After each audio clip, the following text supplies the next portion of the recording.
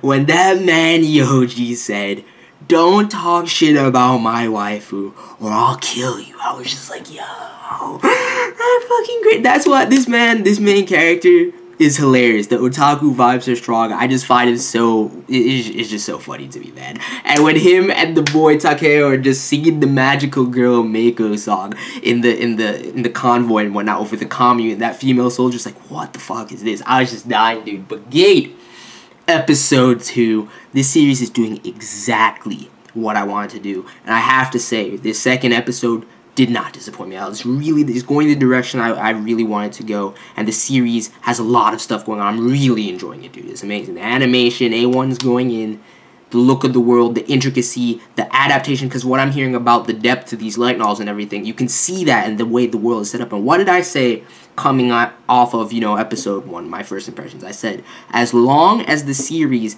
delves deep into the political sphere of things and the militaristic aspects of both worlds and their interaction and doesn't, fall flat on that note, it's gonna be fucking awesome. And what did this episode do? Just that, dude. Seeing the king of the realm and everything like that coming up with this plan, using the JSDF's invasion to, weaken the alliance of the kingdoms and everything like that, and assert his authority. You see how they have some sort of setup with a senate and an alliance of all the kingdoms, surrounding, and they're all working together like that. His daughter Pinya, which I was looking into the character list, and her name is supposed to be based off Pinya Colada, dude. Like straight up, I'm just like, yo, are you fucking kidding me right now? And she's dope. She definitely is dope.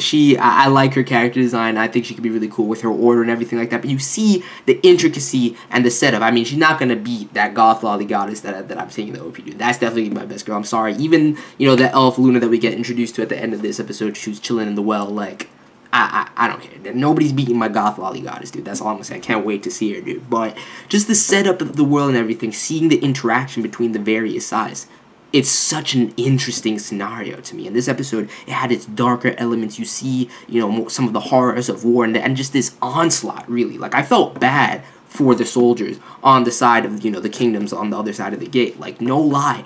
When that, like, their honor and just their sanity was trampled upon as just they're getting rained down with fucking tank fire, these demonic weapons from the future that they just have no idea about. They just got sitting out there with bows and arrows and spears and shit. They're just getting murdered. Like 120,000 of their men are dead at this point. And that one, Takeo was the only one that seemed like he felt the slightest bit bad about it. He was just like, yo, like, what is this? And now they want to send the recon team out and make friends with everybody and learn their culture. They couldn't have sent an envoy out from the jump. I mean, granted, it was, the kingdoms that made the attack on them. They just came through the gate and set up camp right there. They had to defend themselves. I understand that. But you didn't try and reason with them all. You just destroyed them all. I mean, I just felt bad for them. But at the end of the day, it is war, and it's showing the horrors of war in a way which it is dope. Even in this fantasy setting with a lot going on, with this political plays between the kingdoms, the Japanese government going over there. We even see a glimpse of the U.S. government in this episode, and them,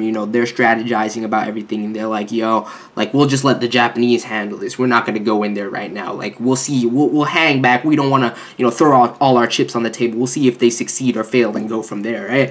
And I'm just like, dude, that is that kind of intricacy into, like, the economics, the political sphere, the militaristic moves that we're seeing in this episode that I knew I wanted to see with this series and that it's bringing to the table. So, dude, I'm hyped right now. I'm really hyped. Like, the king especially, you just see him straight feed mode. He's just like, yes, these grounds here, now we're going to burn all the villages and shit.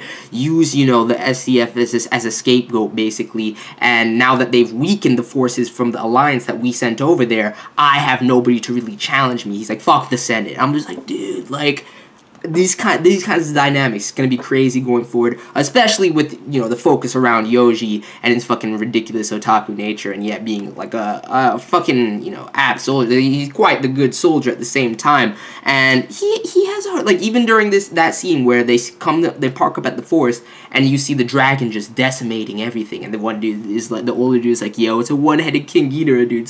I was like, nah, I was dying, dude. I was like, you bring them the Godzilla franchise into this, and, Yoji and and Take are talking about how they want to see, like, cat girls and magical girls and all this shit, and then they just come across this dragon which destroys this forest and leaves no survivors. You see, like, burnt corpses on the ground and everything like that, and they find this elf girl, Luna, in the well.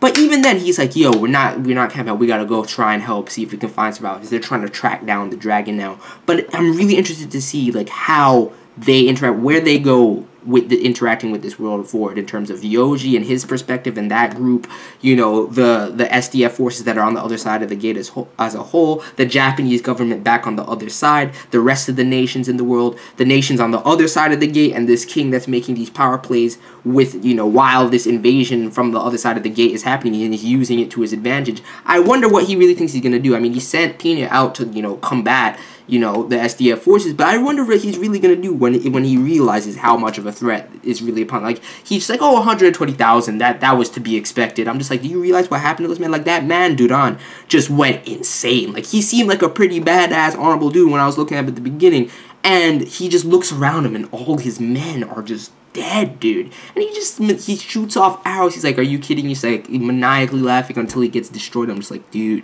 that's fucked up. It really is fucked up. But at the same time, it's crazy. It's an awesome scenario. I really want to see where it goes. The comedy is nice. The animation and art style is nice. I can't wait to get into these female characters and everything like that. And like almost near the end of the episode, I was thinking to myself, I was like, yo, like, I thought it was a 12-episode series, so adaptation. So I'm like, yo, like, we haven't even got introduced to one of these girls yet before we saw Luna at the end of this episode. I'm like, there's 3 of them. So, like, how... they better have a core 2 is what I was thinking to myself at this point. But then I looked at it, it's 24 episodes. So, if that's with that in mind, the pacing is perfect. So, I'm really enjoying Gate. Great second episode. Just a really interesting scenario for me, dude. I'm loving the setup and everything that's taking place. So, let me know your thoughts on the second episode of Gate, and I'm out. Peace.